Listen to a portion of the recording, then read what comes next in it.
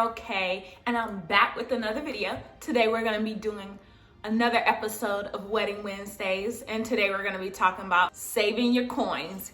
Here's my little piggy bank, and I'm going to give you some tips on how to budget for your wedding. Tip number one, use your free resources.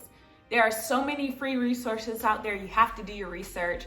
Like I said before, talk to people that have planned a wedding before, because you learn so much from others. Some free resources that I have used was Wedding Wire, which is an app, The Knot, Pinterest, YouTube, a lot of free resources out there. Use them. You want to use these free resources for wedding day timeline, making your checklist, invitations, your guest list, and so many other things that you can use. Tip number two, prioritize your spending. In my first episode of Wedding Wednesdays, I'll put that link here. Then I talked about how you use your Pinterest board to come up with your dream wedding.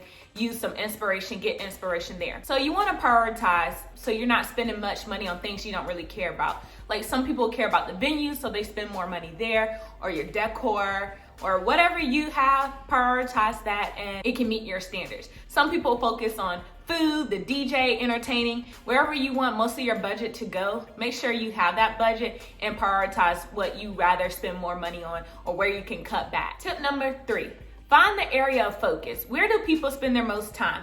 The cake cutting, the Mr. and Mrs. table, the dance floor, the bar.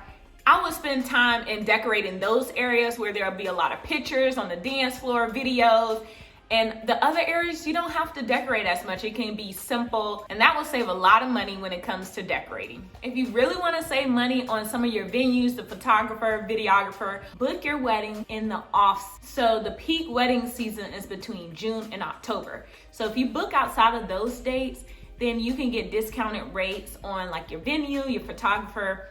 So another way you can save money is renting. Weigh the pros and cons of renting versus buying. I don't know if you guys ever experienced, but it's hard selling your wedding decorations. So if you can rent some of that stuff like chairs and the tables and your silverware and stuff like that, if you decide to do like a backyard wedding, whatever, or renting the groom's suit and stuff like that, sometimes it comes out less expensive to rent those items.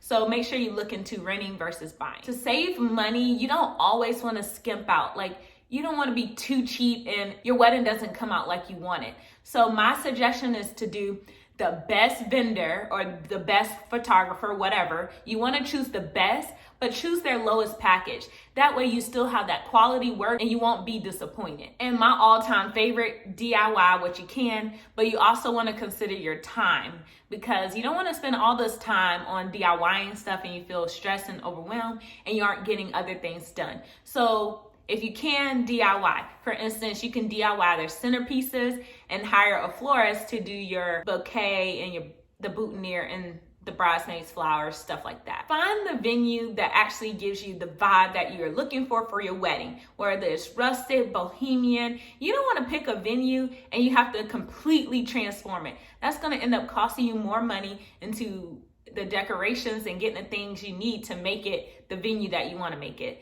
So if you can, pick a venue that kind of goes with the vibes you're going, that you pick from your dream board on Pinterest. I hope you guys enjoyed these tips. If you did, please like, comment, and subscribe, and I'll talk to you later. Bye.